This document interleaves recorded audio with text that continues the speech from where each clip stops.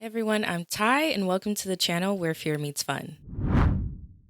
I talk about all things horror, making it challenging yet entertaining, and in today's video, I'll be going over my most anticipated films that should be coming out in 2026. The first movie I'm so excited for is Project Hail Mary. The book gained its popularity when it came out in 2021, even winning the Goodreads Choice Award for readers' favorite science fiction. In short, the book is about a main character, Ryland Grace, the only survivor on his spaceship who has to figure out how to gain his memories back in order to save Earth in a last chance mission. The synopsis for the movie is Ryland Grace, a middle school science teacher, wakes up alone on a ship far from Earth with no memory of who he is or why he's there. As fragments from his memories return, he pieces together his mission, which is to identify the strange material draining the sun's energy and stop humanity from going extinct. I suggest you go into this movie blind if you haven't read the book and don't plan on it, but I couldn't recommend the book more. The narrative outshines the complex scientific diction, so if you end up picking it up, it's worth pushing past that to get to the root of the story itself. I'm super excited to see how the visuals are going to look and how they're planning to bring the story to light in movie format. Got The Devil Wears Prada 2. I'm a fan of the first movie that came out in 2006, and so 20 years later, it coming back just makes me happy. The synopsis is Miranda Priestley fights to stay on top as traditional magazines crumble, only to clash with her former assistant Emily Charlton, now a powerhouse executive controlling the ad money Miranda needs to survive. You cannot tell me that's not tea. I'm so excited to see how this is going to play out, and also I get to see Stanley Tucci on the screen. I love Stanley Tucci. I'm super on board with this, especially if you've seen the way that Miranda treated Emily in the first movie. I just hope that the movie doesn't force itself into some modernized box the way I Know What You Did Last Summer did, because that would kind of be unfortunate.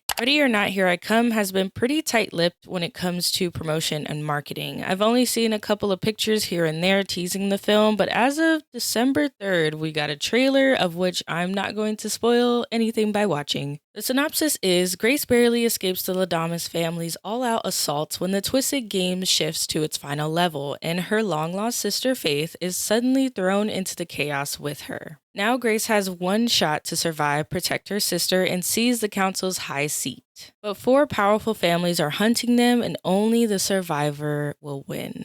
I don't know what the execution would look like based on the summary, but I can't wait for it to play out on screen. This film will have big names like Matt Damon, Tom Holland, Zendaya, Anne Hathaway, Lupita Nyong'o, Robert Pattinson, Charlize Theron, Elliot Page, and Mia Goth, just to name a few. I'm talking about the movie The Odyssey, and did I mention that the Christopher Nolan is directing this? Yes, the same Christopher Nolan that did The Prestige, the Batman series, Memento, Inception, Dunkirk, Oppenheimer, and my favorite, Interstellar. The synopsis states that we'll obviously be following Odysseus in his long journey home following the Trojan War, where he'll encounter mythical beings such as the goddess Circe, Polyphemus, the Cyclops, and the Sirens. The Odyssey is based on an epic poem by Homer, and it is really fascinating stuff. I actually read up on the summarized version of the story, and now that the movie is coming out, it just makes me want to buy the book and read it before the movie comes to theaters. The conveyor belt of controversies, script rewrites, and directors and cast members that have dropped out of this film, we finally have a main cast and the director, Kevin Williamson, contributing to Scream 7. This movie has been put through the ringer, but we have a lot of returning characters coming back to make the story come alive.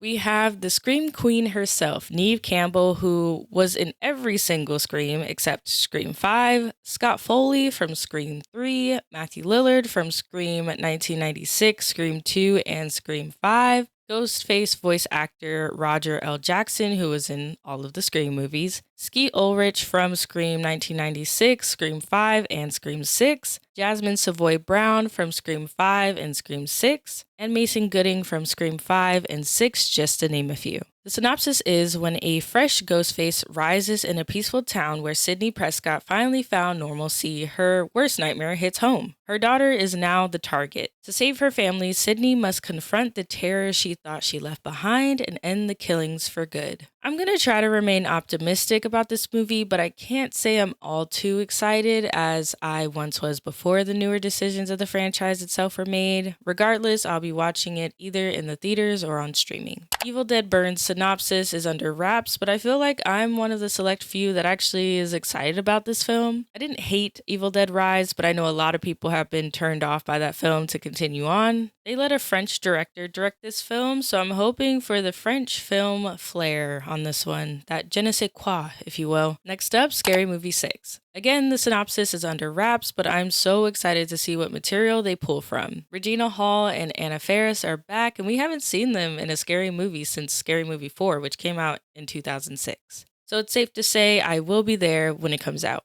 I'm looking forward to seeing Robert Downey Jr. back in a Marvel movie, but this time as another character, Victor Von Doom, instead of Iron Man in Avengers Doomsday. This cast is stacked, and the synopsis sounded interesting. Everything we currently know about the film's plot, at the time of me making this video at least, is that the Avengers, Fantastic Four, Wakandans, Thunderbolts, and X-Men all fight against the antagonist, Doctor Doom. And you know what? I'm there. Iron Lung, directed by Mark Fishbach, aka Markiplier here on YouTube, is finally coming out next year, and I'm intrigued to see it. It was also surprising to see Sean McLaughlin, aka Jacksepticeye, casted in this film as well. The synopsis is set in a post-apocalyptic future. After the quiet rapture wipes out every star in livable world, a lone convict is forced into a claustrophobic mission. Explore a vast sea of blood on a barren moon in a cramped submarine called the Iron Lung. I don't know about you, but that just sounded super interesting to me, and it sounded refreshingly original. I know that this movie is based on a video game, but still, I'm excited. Insidious: The Bleeding World synopsis is unknown, but once I saw Lin Shaye was casted, I got happy. After watching Insidious: The Last Door in theaters, I walked out. In the end, disappointed. So let's hope this one's better. Sam Raimi is back and directing a thriller, horror, and comedy movie called Send Help. It's about two colleagues that are the sole survivors of a plane crash, and they're stranded on a deserted island with each other. They must get along to survive, but in the end, it's all about who makes it out alive. Once I saw Rachel McAdams, I was totally sold. I haven't seen her in anything horror or even a mystery thriller since Wes Craven's Red Eye in 2005. So yes, I'm watching this, and yes, I hope it's good too. I normally don't care for Resident Evil movies, I just like the games, but when I found out that Zach Kreger, director of Weapons and Barbarian, is directing Resident Evil, my ears perked up. The synopsis officially sold me as well. It's described to be a fresh reboot that's not a direct retelling of any video game, but a return to the franchise's classic suspense and survival horror vibe. That summary has me interested enough, but I wouldn't say I'm excited more than I am highly interested in what Zach Kreger has managed to do with his other films and what he'll do with this one. The Super Mario Galaxy movie. Yep, I'm there. I didn't even watch the first one in theaters, but I will be watching this one in theaters. No more notes, no more thoughts. I'm gonna love it there and I'm gonna be happy about it. I feel like everyone is excited about this, or maybe it's just me, but Toy Story 5. I recently went back to watch all of the Toy Story films, considering I stopped at 2. The third movie ended up being my favorite, yet I'm super curious as to where they're going to take the film. If you don't know, I don't watch trailers for films that I'm highly anticipating. I don't have any theories, but I'm just going to show up to the theater and see what happens. But in case you're curious, the synopsis is when Bonnie gets a lily pad tablet and becomes totally hooked, Buzz, Woody, Jessie, and the whole gang find playtime turned upside down. Now they're facing a brand new high-tech threat, and keeping Bonnie's imagination alive has never been tougher. I'm here for it. Again, I have to see how it plays out on the big screen, and I'm optimistic that this plot will yield great messages and themes for all audiences alike.